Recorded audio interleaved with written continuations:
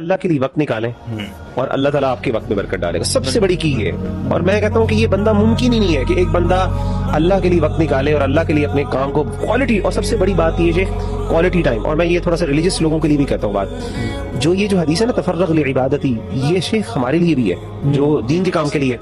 जो पर्सनल इबादत है ना शेख, उस पर्सनल इबादत की इतनी वैल्यू है जो शायद सोशल कंट्रीब्यूशन, यानी देखें एक वो चीज़ है जो हम अपनी जात के लिए कर रहे हैं और एक है जो हम तमाम अंदाज के लिए दावत दीन का फैला रहे हैं, अल्लाह का पैगाम पहुंचा रहे हैं। बाज़ औक़ात हम समझते हैं यार हमारे 24 घंटे तो वहाँ पे इंसान को, बाज़ औक़ात ये देखें एक बंदा जो है ना, अल्लाह ताला को हो सकता है कि एक बंदा लाखों रुपए स्पेंड कर रहा हो, अल्लाह ताला को शायद उसका लाखों स्पेंड करना इतना ज्यादा पसंद ना आए, यानी इतना ज्यादा यानी फर्क ना डाले।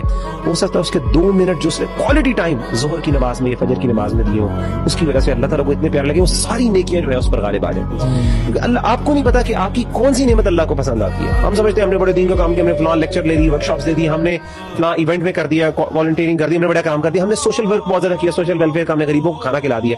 हो सकता है अल्लाह ताला को इतना ना, क्योंकि अल्लाह की मर्जी, अल्लाह ताला को ना दिल पसंद है। ये जो फीलिंग है ना कि अल्लाह तू मेरी प्रायोरिटी है, ये अल्लाह को बड़ा पसंद है कि मैं तेरे लिए कर रहा हूँ। वो जो है ना कि मन अस्बहा व दुनिया अकबर हमहू, तो जो हम है ना, अल्लाह कहते हैं हम मैं होना चाहिए, हम मैं होना चाहिए, प्रायोरिटी में होना चाहिए। और जो तफर्रक है ना, तफर्रक का मतलब ये नहीं कि ड्राइव भी कर रहा हूँ तो सुबह में या आलू भाई कैसे हैं आप, अस्तगफिरुल्लाह पढ़ो, नहीं, एक्सक्लूसिविटी चाहिए मुझे। मिसाल है, हेड बॉय था मेरा, मैं जो स्कूल में था, काउंसलर था वहाँ पे वगैरह वगैरह। वो लड़का अनफॉर्चुनेटली गर्लफ्रेंड भी थी उसकी, जाहिर है टाइम स्पेंड करता था। जो कोक जनरेशन है, हमारी जनरेशन भी हर वक्त कोक हाथ में, चिप्स लेज का पैकेट हाथ में, कभी इस कोने में बैठ जाना, कभी इधर बैठ जाना।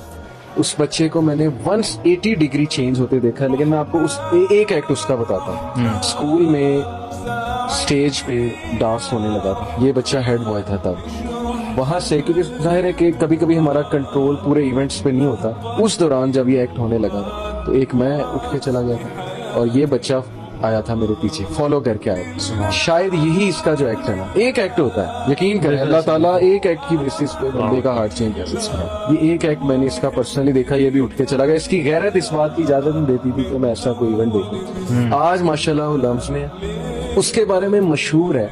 मैंने एक बंदे से पूछा कि कैसा है वो, नाम लेके उसका, तो उसने कहा कि तो नजर ही नहीं आता, गोली की तरह निकलता है, आता है, क्लास अटेंड करता है, वापस अपने घर जाता है।